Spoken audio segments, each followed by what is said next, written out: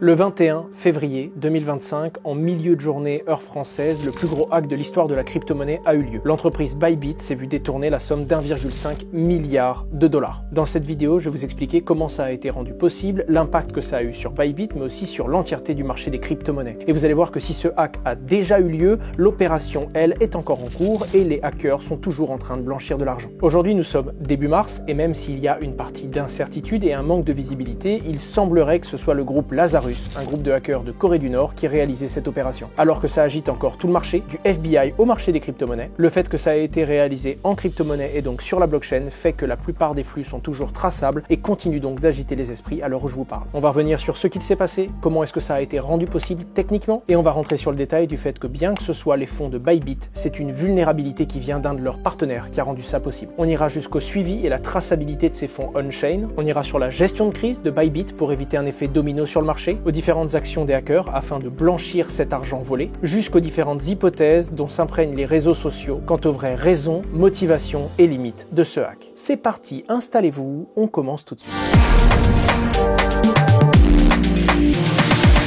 Le 21 février, vers 12h UTC, donc 13h30 heure française, les équipes de Bybit s'apprêtent à réaliser une opération de routine. Prendre de l'argent qui se trouve dans un cold wallet, un portefeuille froid, un portefeuille de crypto de réserve qui détient des quantités de crypto-monnaies des clients, notamment 491 000 Ethers, afin d'alimenter un hot wallet, un portefeuille chaud qui servira à faire des opérations internes, des opérations clients ou encore des opérations de retrait. Alors que cette transaction est d'un très gros volume, elle est mine de rien anodine. Elle n'éveille pas les soupçons et en apparence, elle est tout à fait normale. Sauf qu'au moment de signer la transaction, ce n'est pas le hot wallet qui est crédité des fonds de Bybit, mais c'est bel et bien une adresse externe que personne ne connaît. L'adresse des hackers. Dans les 15 minutes qui suivent, plusieurs personnes commencent à s'agiter. Et évidemment, Bybit comprend qu'il y a un problème, les fonds n'arrivent pas, et surtout, la communauté commence à s'agiter sur les réseaux sociaux en voyant dans la blockchain, qui est transparente, le fait qu'il y a des transactions étranges vers une adresse inconnue en provenance de Bybit. Et surtout pour un montant colossal. À peu près 15 minutes après le hack, ZachXBT, bien connu sur les réseaux pour suivre ce genre d'opérations, des arnaques, des détournements de fonds et également collaborer avec les différentes forces de police dans le cadre de certains hacks, poste un premier message pour expliquer en effet que Bybit a bel et bien été victime d'un vol de fonds. C'est 491 000 Ethers, en réalité c'est 400 000 Ethers et 91 000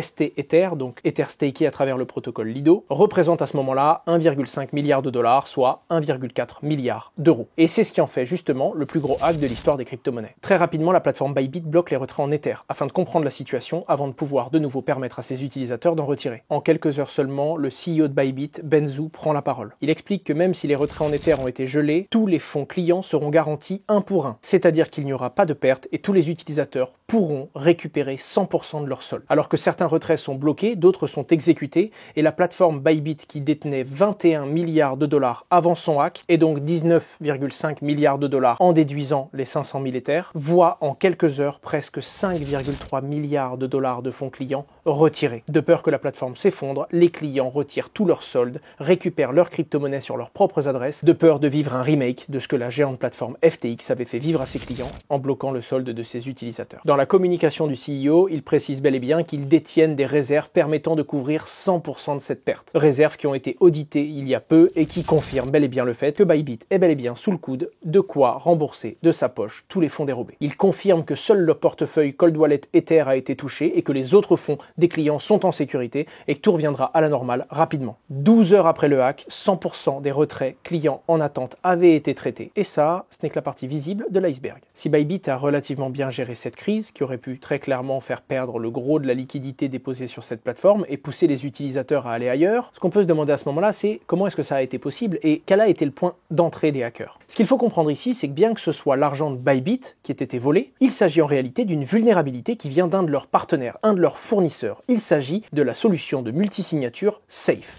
Anciennement appelé Gnosis Safe, c'est l'un des outils les plus connus afin de réaliser de la multisignature. Ce qu'il faut comprendre, c'est que quand on détient un très gros montant de crypto-monnaie, en millions, dizaines, centaines de millions, voire milliards de dollars, il ne suffit pas d'une seule signature pour libérer la crypto-monnaie de ses clients. En fonction de certaines conditions, du montant de la transaction et de sa complexité, ces outils vont permettre à l'entreprise en question, qui détient des fonds pour elle-même ou pour le compte de ses clients, de fournir différentes signatures de sécurité. Après tout, si une seule personne peut libérer tout l'argent des clients, il suffit qu'elle perde la tête, qu'elle décide de détourner les fonds, ou encore qu'elle soit sous la menace et c'est toute l'entreprise qui est en danger. Toute institution financière se munit de ce genre d'outils quand elle doit détenir de façon sécurisée une grosse quantité de crypto-monnaies. Les transactions sont donc permissionnées. 1, 2, 3, 4, 10 signataires, c'est une question de volume, de montant et de conditions. Quand toutes ces conditions sont réunies, quand toutes ces différentes personnes ont validé la transaction et l'ont signée individuellement, avec leur clé privée, c'est-à-dire avec leur propre clé Ledger par exemple, à ce moment-là, et uniquement avec toutes ces conditions, la transaction est exécutée dans la blockchain, en l'occurrence par l'outil Safe. Mais l'outil Safe a une limite. En effet, les signatures se font off-chain, c'est-à-dire que chaque membre de la multisig va réaliser sa propre signature, sa propre approbation pour cette transaction, va vérifier les informations sur une interface, que ce soit bel et bien un portefeuille connu de l'entreprise qui crédite un autre portefeuille,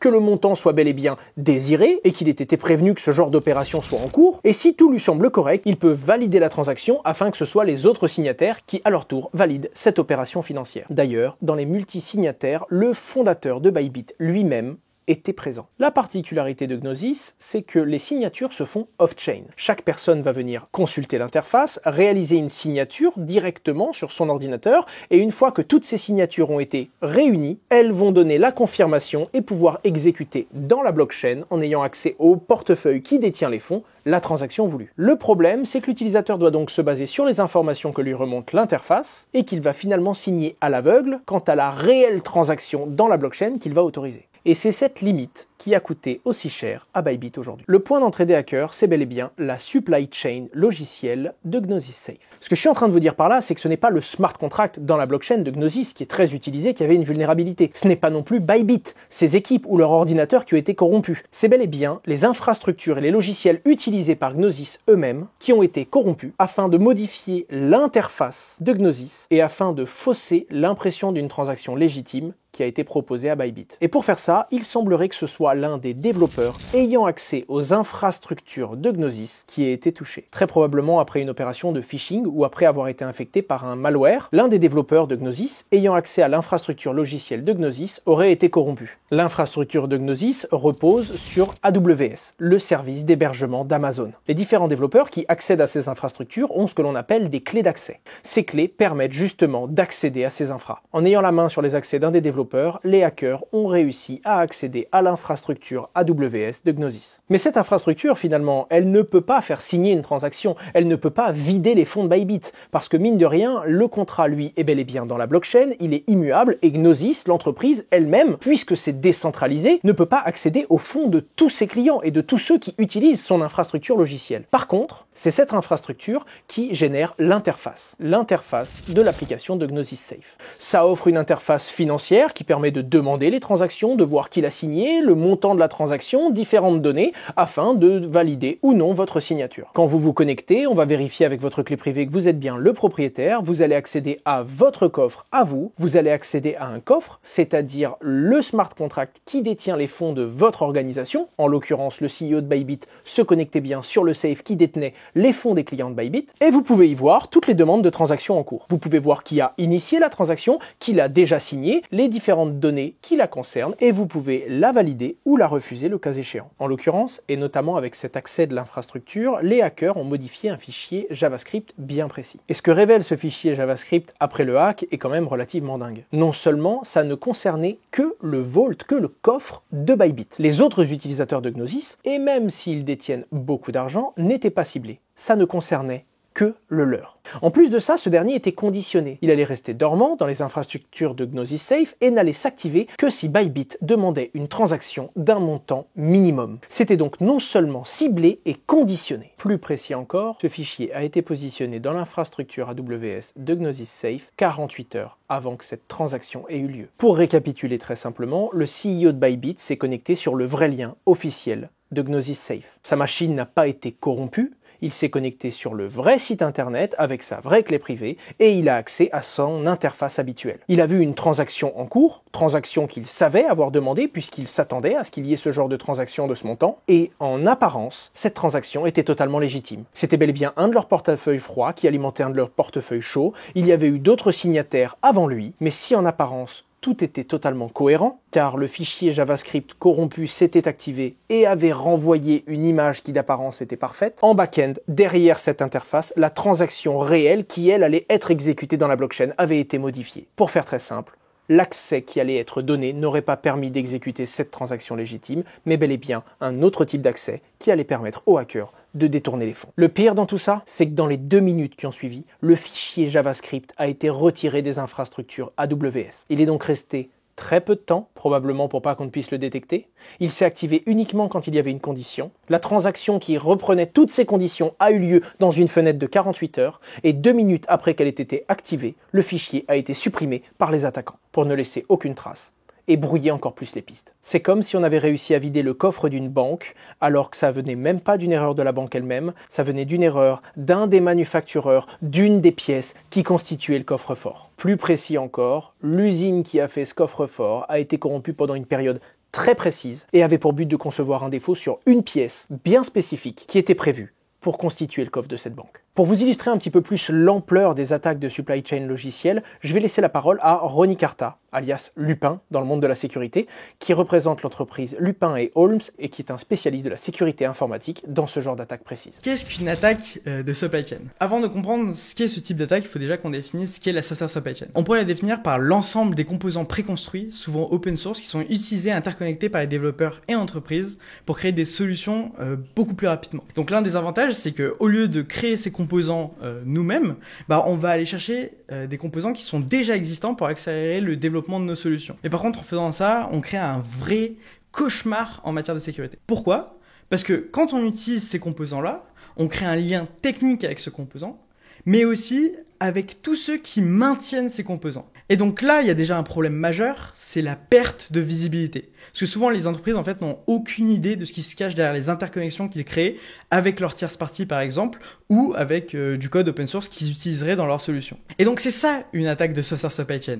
C'est exploiter le manque de visibilité pour compromettre un composant caché dans l'ensemble des interconnexions qu'on crée pour développer nos solutions. Alors, je vais faire très vite parce que je ne veux pas couper le rythme de l'histoire, mais je me suis demandé comment est-ce qu'on a pu se rendre compte que ça vient de là? Comment est-ce qu'on a pu avoir tout ce détail, avec le détail de ce qui composait ce fichier JavaScript, de l'infrastructure qui avait été corrompue, et tout ça en si peu de temps si le fichier a été supprimé en 2 minutes? Eh bien parce que Google Engine, qui permet d'archiver la composition et la forme de certains sites internet, indexe depuis quelques semaines seulement certains de ces fichiers JavaScript. Alors qu'on n'a rien trouvé d'anormal, aucune vulnérabilité ni sur l'ordinateur du CEO de Bybit ou d'autres signataires, ni même dans l'infrastructure en question, c'est en regardant l'archivage réalisé par Google de Gnosis Save, qui depuis très peu de temps prenait en compte justement ces fichiers JavaScript, qu'on a pu retrouver l'élément avec tous les détails et l'exécution parfaite de ce plan. Sans quoi, on serait peut-être encore en train de se demander aujourd'hui comment est-ce que ce hack a été rendu possible. Gnosis Safe a rapidement reconnu la compromission de son infrastructure sur les différents réseaux sociaux. Le 22 février, ils ont coupé certaines fonctions de leur plateforme, ils ont continué à assurer des fonctions en dégradé avant de remettre progressivement certaines fonctions en ligne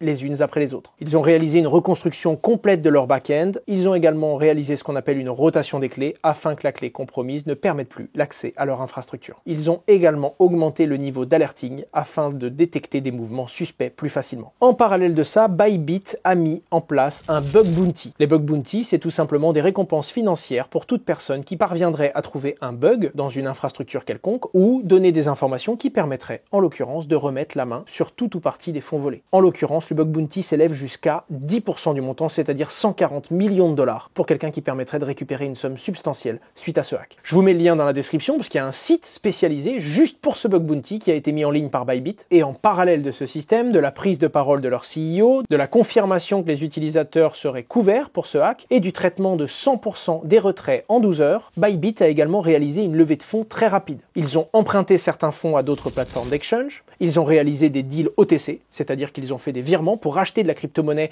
à d'autres plateformes financières, des fois des exchanges, des fois des plateformes crypto qui avaient des grosses trésoreries, et ils ont rapidement reconstitué les 1,5 milliard de dollars d'Ether manquants afin que la plateforme Bybit reprenne un rythme optimal sur son activité. On peut voir à travers la blockchain que des sociétés comme Galaxy Digital ou encore Wintermute ont participé à ces opérations, BitGet également, et certains autres exchanges décentralisés ont même participé à cet effort de guerre. Que ce soit un prêt ou un apport de liquidité momentané, l'écosystème a été très solidaire. Et là, encore une fois, plein de débats sont ouverts. Est-ce que c'est de la solidarité pure et dure et un soutien de l'écosystème crypto? Est-ce que c'est une peur que la panique s'empare du marché et que tous les utilisateurs commencent à retirer massivement leur argent de toutes les plateformes d'exchange et de toutes les institutions, à ce moment-là, ça affecterait les autres plateformes, comme ça avait été le cas à l'époque de la faillite d'FTX. Est-ce que ce sont tout simplement des intérêts financiers, parce que quand un acteur a besoin d'argent maintenant, il est prêt à accepter des conditions moins favorables? Bref, quoi qu'il en soit, l'écosystème a été soudé et que ça en plaise ou non à certains, une opération d'ampleur de cette taille a été réalisée et exécutée avec brio par l'équipe de Bybit. Ce qui a, quoi qu'il arrive, minimisé l'impact que ça avait sur le marché, même si, vous allez le voir, il y a quand même eu des secousses sur ce marché. La petite question que je me pose moi personnellement, c'est en quoi la responsabilité de Gnosis Safe, qui mine de rien s'est vu compromettre son infrastructure, sera mise sur la table par Bybit comme un argument, et quel type de dédommagement pourrait être envisagé. Ça, c'est une autre question, et il y a même des chances que si des accords soient passés, ils soient sous les radars, et que la communauté, notamment Twitter, ne soit jamais au courant.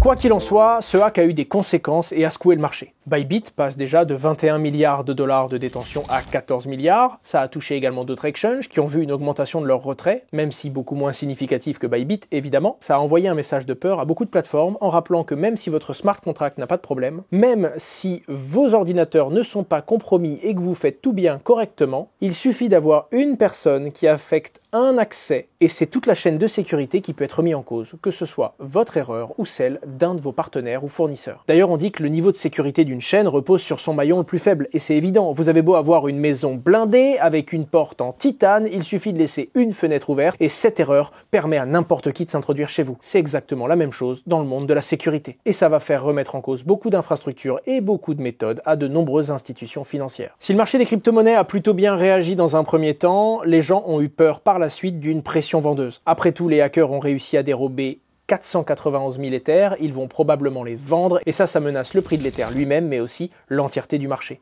La pression vendeuse, surtout dans une phase d'incertitude comme avec ce qui se passe aux États-Unis, c'est jamais bienvenu. Si dans les premiers jours le marché a plutôt bien réagi, l'Ether a perdu 8% dans les jours qui ont suivi, Bitcoin 7%, et alors que l'Ether était déjà particulièrement bas, décevant beaucoup d'investisseurs qui le détiennent depuis longtemps et qui espéraient voir l'Ether s'envoler comme Bitcoin l'a fait, Ether a revisité un plus bas et s'est rapproché des 2000 $, une valeur qu'il n'avait pas atteinte depuis 2021. Et vous allez voir que si ce hack est terminé, cette opération de vol de fonds, elle, est encore en cours. Au moment où je tourne cette vidéo, c'est-à-dire le 6 mars, au matin, le CEO de Bybit, Ben Zhu, communique sur les réseaux et explique que 77% des fonds dérobés sont encore traçables, parce que bien que ce soit compliqué à saisir, on peut les suivre parce qu'ils sont sur la blockchain. 20% d'entre eux ne sont plus sur les radars, les hackers ont réussi à camoufler leurs traces, et seulement 3% d'entre eux ont été gelés, c'est-à-dire bloqués par différents acteurs, et ne sont plus sous le contrôle des hackers. Parce que vous allez voir que blanchir de l'argent c'est une chose, mais blanchir 1,5 milliard de dollars, même si on est organisé, c'est pas à la portée de tout le monde. Le 23 février, presque 200 millions de dollars du hack avaient déjà été déplacés ou transférés dans d'autres crypto-monnaies. Le 26 février, 400 millions, soit presque un tiers du hack, avaient encore une fois été partiellement déplacés ou camouflés. Le plus fou dans tout ça, c'est que 83% des Ethers ont été changés en Bitcoin et de nombreuses transactions sont venues pour essayer de créer de la complexité et rendre la traçabilité, l'enquête et le suivi des fonds volés encore plus compliqués par le FBI, les forces de l'ordre et même les membres de la communauté équipés qui suivent ces flux afin d'espérer remettre la main dessus. Pour comprendre pourquoi c'est compliqué, il faut comprendre comment fonctionne le monde de la crypto-monnaie et le blanchiment d'argent. Imaginez une bulle, un cercle. Tout ce qu'il y a à l'intérieur de ce cercle, ce sont les transactions des crypto-monnaies. C'est comme ça que la crypto-monnaie circule, qu'elle soit sur une crypto ou sur une blockchain en particulier, peu importe. L'objectif des hackers va être de blanchir ces fonds, c'est-à-dire de les transformer en une autre crypto-monnaie dont l'origine des fonds est totalement licite, pour ne plus attirer l'attention, ou de changer ces fonds en euros, en dollars ou en une autre devise fiat, le permettant de sortir dans un autre réseau et de l'utiliser, et de le dépenser pour faire autre chose. Après tout, à quoi bon voler de l'argent si vous ne pouvez pas l'utiliser? La particularité, c'est que vous le savez probablement, quand vous passez par une plateforme d'exchange avec de la crypto-monnaie pour l'échanger contre une autre monnaie, justement, ou de l'euro ou du dollar, on va vous demander votre identité. On va vous demander l'origine de ces fonds. On va vous demander de justifier cette origine. Pire encore, si vous déposez de l'argent qui a été flagué, qui a été tagué comme provenant d'un hack ou d'une activité illicite, la plateforme d'exchange sur laquelle vous allez le déposer va avoir une alerte et elle va bloquer cet argent en vous demandant plus de justificatifs et potentiellement en dénonçant votre activité ou le fait que vous êtes en possession de fonds qui viennent d'une activité illégale. Et c'est bien ce qu'il faut comprendre. Le cercle que vous voyez, c'est la limite entre le monde de la crypto-monnaie et les autres flux financiers traditionnels. Pour sortir de ce cercle, pour sortir de cette bulle, il faut passer par une institution qui est théoriquement, en tout cas si elle est régulée, tenue d'être équipée de certains logiciels de conformité, comme des KYT, Know Your Transaction. Les KYT providers, qu'on appelle encore des OAT, sont relativement connus dans le monde de la crypto-monnaie. Les plus connus sont Chainalysis, ScoreChain, TRM ou encore Elliptic, et ce sont des sociétés de traçabilité. Elles vont suivre les fonds dans les différentes blockchains et sur les différents réseaux, et quand une transaction est connue pour être illégale, comme par exemple la transaction du hack, et quand n'importe qui peut voir que c'est un portefeuille inconnu qui vient d'obtenir les fonds qui, à l'origine, appartiennent à Bybit,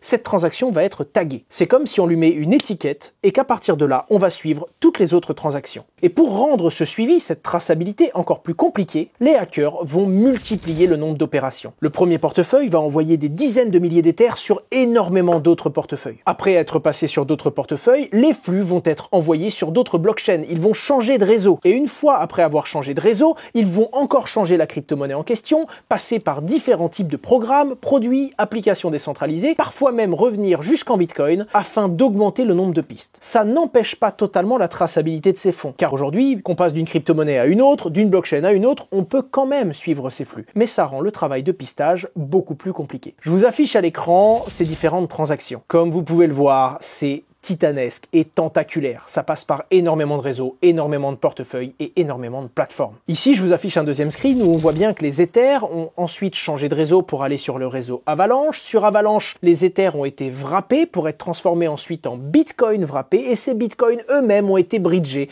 c'est-à-dire renvoyés sur le réseau Bitcoin lui-même. Comme tous les réseaux sont un peu différents techniquement, même si certains outils permettent de les tracer, c'est des fois compliqué d'être suffisamment équipé pour suivre tout et parfois compliqué de le faire avec un rythme suffisamment bon pour alerter une plateforme qui se verrait déposer de la crypto-monnaie et permettrait à un utilisateur de la retirer en toute légitimité sans se rendre compte qu'il s'agit en réalité d'un faux client qui vient de faire un dépôt, qui a réalisé un échange et qui vient de repartir avec de l'argent qui à l'origine était sale et qui a été maintenant blanchi. Pour blanchir de l'argent, il existe 4 ou 5 grandes méthodes. La première méthode, c'est de passer par un mixeur. J'ai fait une vidéo complète sur le sujet. Pour faire très simple, plein de personnes viennent mettre de la crypto-monnaie dans une boîte, on secoue la boîte, on ne sait plus qui a déposé quoi, et à un moment précis, un utilisateur peut demander de retirer tout ou partie de ce qu'il a déposé. Autant vous dire que si on est 10, on a tous une pièce de 1 euro qui en apparence est identique, on la met dans une même boîte, on secoue cette boîte, et vous pouvez venir demander à retirer votre euro dans un jour, une semaine ou un mois. Quand vous allez retirer, on ne pourra pas savoir vous aurez pris la pièce de qui. Et si l'une des personnes qui a mis de l'argent dans cette boîte venait blanchir de l'argent, elle pourra repartir plus tard avec de l'argent sale qui n'a cette fois-ci plus d'odeur. La deuxième possibilité, c'est de passer par les quelques plateformes qui ne demandent plus un KYC, qui ne demandent plus l'identité de la personne qui vient de faire ce dépôt. Ces plateformes d'ailleurs n'ont pas d'obligation de conformité et très souvent n'ont même pas de d'OAT ou de KYT provider et ne peuvent même pas savoir si certains flux qui transitent sur leur plateforme viennent d'activités illicites ou de hack. La particularité, c'est que ces plateformes traitent généralement un petit volume ou alors elles sont totalement décentralisées et même en passant à travers ces plateformes, il est toujours possible de tracer les fonds. Une troisième pratique consiste à faire une grosse opération avec des fonds qui sont à la fois licites et illicites, comme par exemple le lancement d'un nouveau memcoin.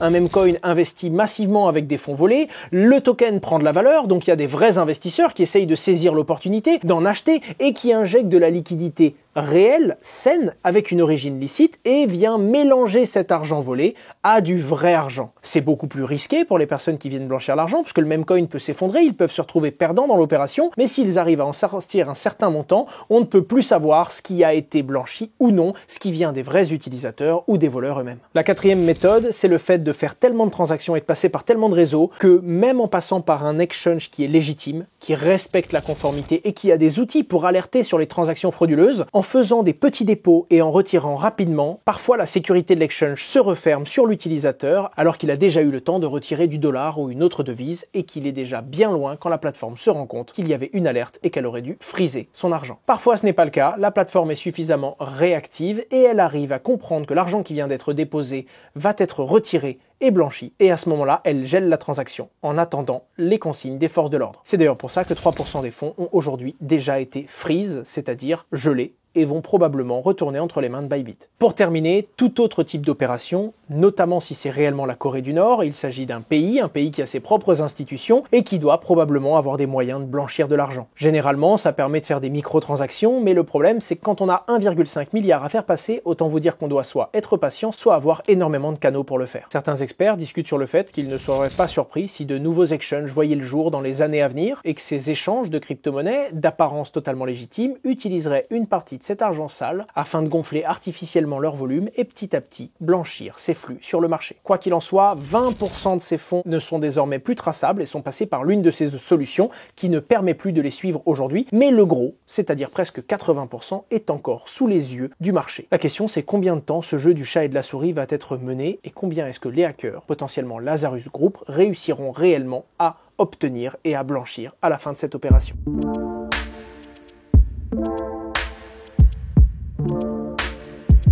Les amis, on arrive bientôt à la fin de cette vidéo, mais ce n'est pas tout. Il y a de nombreuses théories. À l'heure où je vous parle, on n'a pas encore toute la visibilité. Peut-être que certaines d'entre elles s'avéreront vraies, ou peut-être qu'au contraire, on aura le détail qui viendront les démentir. Mais quoi qu'il en soit, ça agite la toile, ça secoue Internet et ça fait poser des questions plus ou moins folles à la communauté. La toute première, ce serait sur les coupables. Pour le coup, il semblerait que ce soit bel et bien Lazarus. C'est non seulement confirmé par le FBI, ZachXBT lui-même prouve qu'il y a des liens entre les adresses des hackers et les adresses déjà connues du groupe Lazarus, et même le mode opératoire très sophistiqué prouve qu'il y a eu de très gros moyens, une certaine expertise et probablement de nombreux professionnels derrière cette opération. Enfin bref, même si le FBI a lui-même attribué ce hack à Lazarus Group, Lazarus n'a rien revendiqué, donc le doute plane toujours. Le deuxième gros point, c'est pourquoi 1,5 milliard de dollars. Quand on a un outil aussi puissant, quand on a une vulnérabilité que l'on maîtrise, pourquoi ne pas attendre un plus gros montant? Pourquoi ne pas essayer de toucher beaucoup plus d'utilisateurs et voler plus d'1,5 milliard de dollars? Alors la première réaction évidente, c'est qu'il s'agit déjà du plus gros hack de l'histoire des crypto-monnaies. Voire plus gros, c'est une chose, mais c'est également prendre le risque de se faire prendre,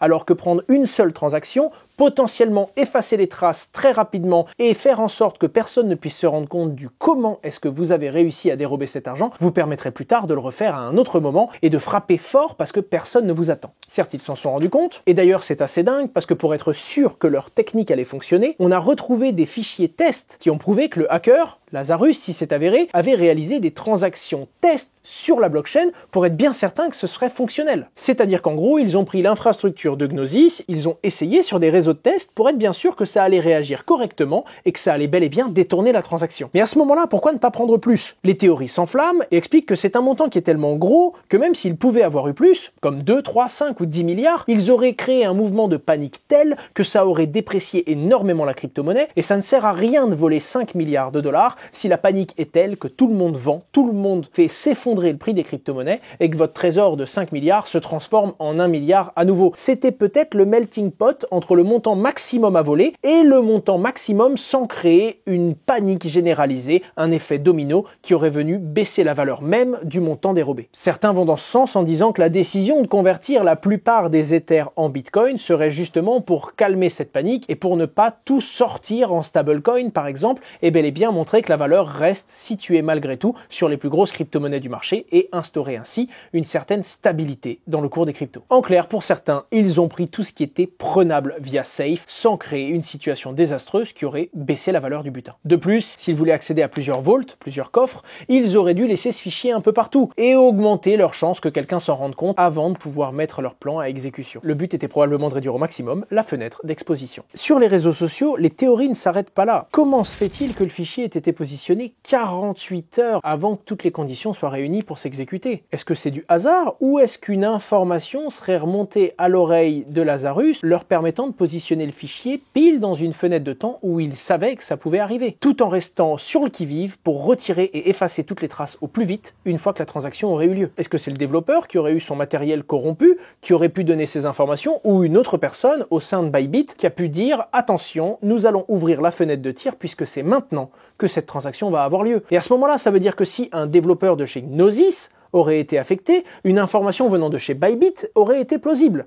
Bref, peut-être des plans sur la comète, mais quoi qu'il en soit, du grain à moudre pour les réseaux sociaux. Et ensuite, naturellement, avec Deci, on met Paris en bouteille et tous les experts du réseau expliquent ce qui aurait dû être fait pour que ça n'arrive pas. Globalement, je suis plutôt partisan de cette analyse dans le sens où, quel que soit le problème, et c'est le comportement qu'on a eu chez Meria, on a essayé de s'intéresser au problème, qu'est-ce qu'il y a eu, comment est-ce que ça s'est produit, et on essaye toujours de faire cet exercice car ça permet d'en tirer des leçons. Et si ça nous arrivait à nous, qu'est-ce qu'on aurait pu mettre en place? Comment tirer une leçon de ce qui vient d'avoir lieu afin d'améliorer nos process de sécurité et diminuer encore plus les chances que ça nous arrive? Finalement, le risque zéro n'existe pas, mais si on ne tire aucune leçon de ce genre d'opération, il y en aura naturellement plus à venir. Certains parlent donc d'un laxisme de sécurité chez Gnosis, certains parlent donc d'un manque d'éducation des différentes personnes qui avaient des accès et qui permettaient d'accéder à cette infrastructure, et certains montent au créneau en soulignant encore et encore le fait que la supply logicielle est la porte d'entrée parfaite pour exécuter ce genre de plan. Quoi qu'il en soit, certains disent que ce hack était facilement évitable. Bon globalement, je me permets de donner mon avis après coup, et j'aime bien faire l'avocat du diable, je ne suis pas totalement d'accord. Bon alors déjà, je n'ai aucune expertise en cybersécurité, mais on parle d'une exécution qui était minutieuse, et si le hack était facilement évitable, c'est un sujet, mais en tout cas, Bybit, quant à eux,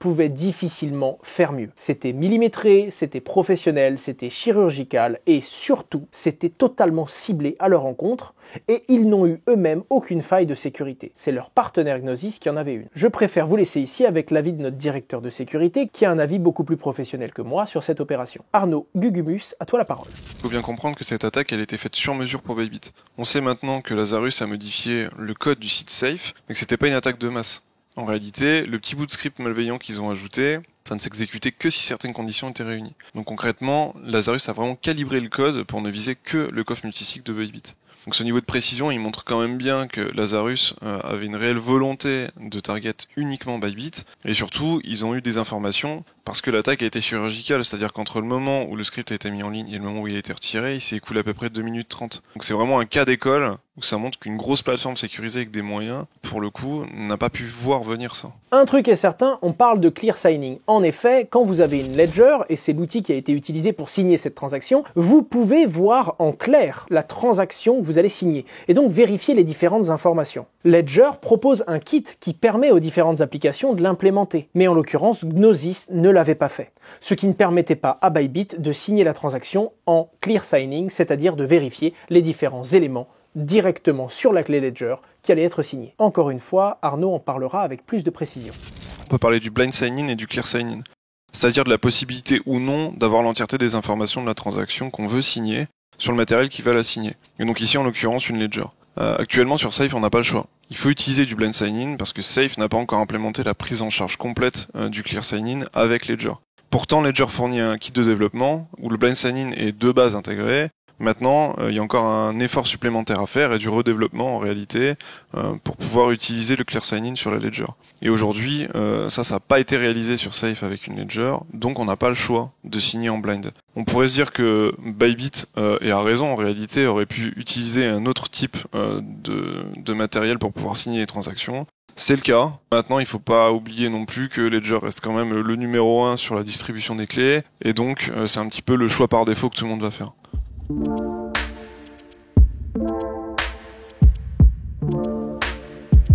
Dans la description de cette vidéo, et pour vous permettre d'aller encore plus loin, je vous enverrai une timeline des différents éléments détaillés du hack, qui est toujours dans les faits et dans l'application toujours un peu plus technique que ce que je viens de vous raconter. Et je vous parle également de certains reproches qui ont été faits, analyses et constats après le hack, notamment sur d'autres points qui auraient pu être renforcés afin de réduire encore plus la marge de manœuvre des hackers et faire en sorte que ce genre d'opération ne soit pas possible. Quoi qu'il en soit, le risque zéro n'existe pas et j'ai trouvé personnellement que les gens ont été très durs avec Bybit, sachant qu'en réalité c'est non seulement un de leurs partenaires qui s'est fait taper, et que bien sûr avec Deci et après coup, on peut facilement refaire le monde. Quoi qu'il en soit, la communication de Bybit a été exemplaire, je l'ai trouvée rapide, remarquable, précise, et je trouve qu'ils ont géré cette situation de crise avec brio. J'espère qu'on aura plus de détails croustillants sur cette affaire à l'avenir, et si jamais vous faites partie de certains de ces processus de multisignature, peut-être que ça vous a donné certaines idées qui vont modifier vos comportements et réduire encore plus les risques que vous prenez quand vous signez des transactions crypto. C'était Asher, j'espère que ça vous a plu, je suis sorti un petit peu de ma zone de confort, ça me plaît terriblement, je ne suis pas expert en sécurité, désolé s'il y a des imperfections ou ou des choses que je dis qui ne sont pas totalement correctes. Comme vous le savez, mon canal de diffusion, c'est YouTube et l'espace commentaire est l'endroit où les gens peuvent échanger. Venez donner votre avis, compléter, corriger même certaines choses que j'ai dites si vous voyez une erreur, et je mettrai à jour le commentaire épinglé s'il y a de nouveaux éléments qui viennent affirmer ou au contraire rendre invalides certains éléments que je viens de vous donner. J'espère que vous y avez passé un bon moment et que vous y voyez un petit peu plus clair sur cette affaire. Une vidéo par semaine depuis plus de 8 ans qui parle uniquement de blockchain, de crypto-monnaie et de ce monde fou qui selon moi va transformer la finance, le web et le numérique dans sa globalité. Je m'appelle Owen Simonin et si le bouton juste en dessous de moi est toujours rouge, c'est que vous n'êtes pas abonné. Un petit effort, un pouce bleu, un commentaire, ça soutient mon travail et ça fait toujours plaisir. Au revoir!